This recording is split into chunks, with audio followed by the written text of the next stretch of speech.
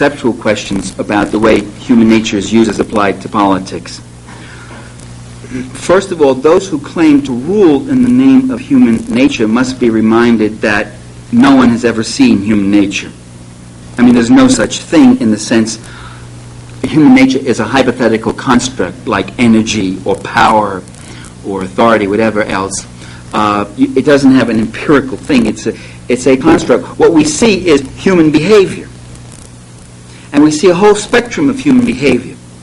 We see human beings who have a capacity to be cruel and horrible and wretched and deceptive and apathetic and stupid and decent and honorary and noble and fine and great. We have the whole spectrum of the very worst to the very best things. That's what we see, this spectrum of human behavior.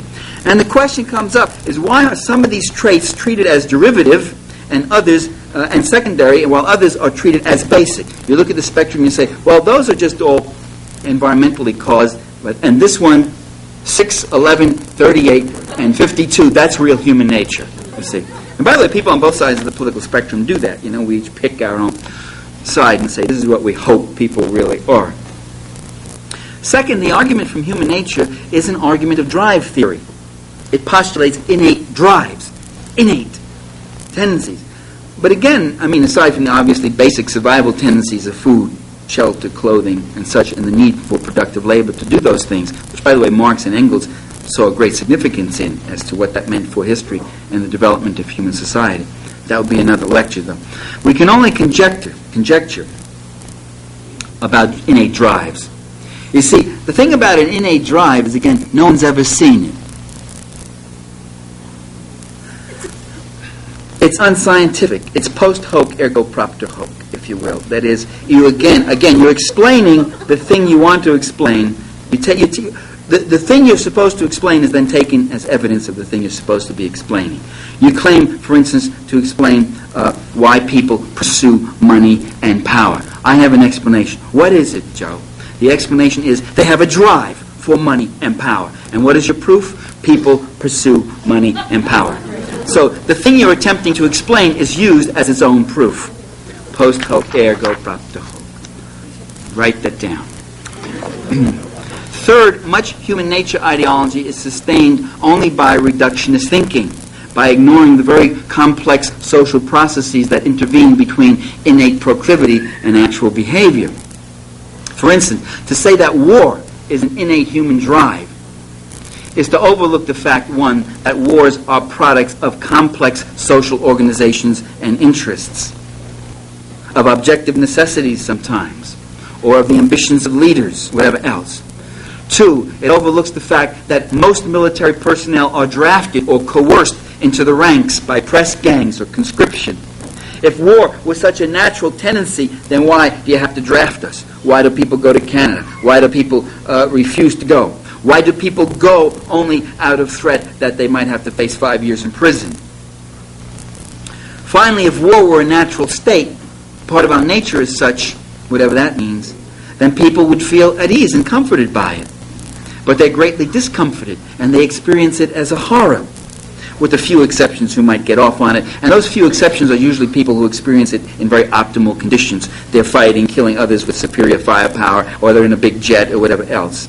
Barrows Dunham, I think, makes that point very well. Happiness is a good test of what conditions are in harmony with human nature, and by that test, war must seem to be unnatural indeed. And if war is in all our natures, why are some people not at war? Why do most people don't want war? Why are there whole nations that change their behavior? An imperialistic nation like Sweden, which for centuries exercised warlike imperialist control over Finland, over Norway, and such, and elsewhere. But in the last century, Sweden has been one of the most peaceful, one of the most decent countries on the globe. Neutral, peaceful, peace-like Switzerland. Now, you must have the same gene pools in Sweden and Switzerland as just about everywhere else. You must have the same males with all those same glandular juices and whatever else, and yet they're not happy. Yet they got not going to war. Well, it's said patriarchy causes war. Again, another biologically deterministic view that has currency today. Men make war, not women. Again, I'd say that's reductionist. Some men, at the expense of everyone else, including a lot of other men, make war. Women don't make war because they've been denied access to state power and to tribal leadership. When they have had power, they made war. From Cleopatra to Catherine the Great, to Elizabeth I, to Golda Meir, to Indira Gandhi, to Margaret Thatcher, they made war. They made war because they were operating with a male mentality and in a male mental set. Exactly. So it's what's between your ears and not what's between your loins that is the determining factor of your behavior.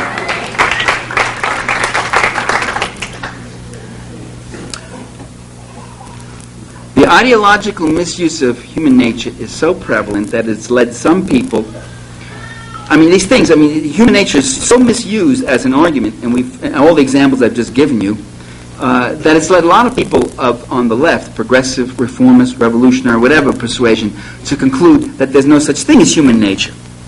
Now that too, it has problems of its own. It's it seems to be an untenable position.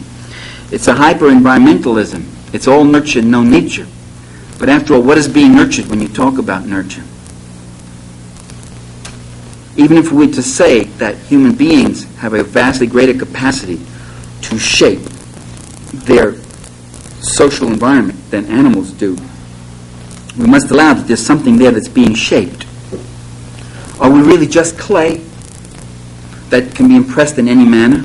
Okay, maybe we are. But even clay has a nature. If it's stretched too far, it breaks. It cracks when it's dry. It hardens with heat. It has other properties and imperatives that make it recognizable. All things, all entities have a nature. To say human beings don't have a nature is to say they're the only thing in the world that doesn't have a nature. Well, I've talked mostly about how not to think of human nature and politics. Now, how to think about it, well, that's going to take another whole talk. And I don't know. I would believe, Marx believed there was a human nature. He talked about species being. He talked about the unique human quality of productive labor. He talked about how human beings create a history and how that becomes a force in itself. And we must understand that it's in the nature of people to be more problematic than our theories of society or social betterment might want them to be. That people's self-interest must be respected in some way. And yet we've got to understand and try to struggle with why people define their self-interest in this way rather than in that way. That becomes a job of social investigation rather than proclamations about human nature. That self-interest can be defined in different ways and according to class interests. We've got to be aware of that. We've got to be aware that people also are capable of noble, gallant, courageous, and generous behavior, but they're also capable of vicious, mean-spirited, murderously egocentric behavior also. I think they are. And I think that all those, given certain circumstances, all those things can be treated as innate tendencies and proclivities. My view of human nature is not a very glowing one myself. I believe, along with the great American theologian, I know you've heard me say this before, some of you, the great American theologian Woody Allen, who said that maybe God exists, but he's an underachiever. It's a botched job. Imagine being omnipotent and producing this. Earthquakes, plagues, tornadoes, and human beings, the way with all the capacities to do the good but also the very evil things they do. It's a botched job. If I were omnipotent, I could have done a much better job. I'm not omnipotent, and I think I could do a better job. I tell you one thing, I'd take more than 6 days to do it. I have no illusions, ladies and gentlemen, brothers and sisters, I have no illusions about human beings. If you read history, you come away impressed by the treachery, the murder, the slaughter, the corruption, the deception, the horror, the injustice, the oppression of it all. Well then, it's about time you said that, Parenti. Then aren't the conservatives right? People are no damn good. No, the conservatives are wrong. Because if you read history, you also encounter courage, sacrifice, honor, decency, the struggle for collective betterment. The struggle for collective betterment, Marx believed, was the motive force of history. He called that class struggle. And the thing about conservatives is they don't see the potential for collective human development. And have always denied it out of fear that it would lead to a loss of their artificial advantages and privileges.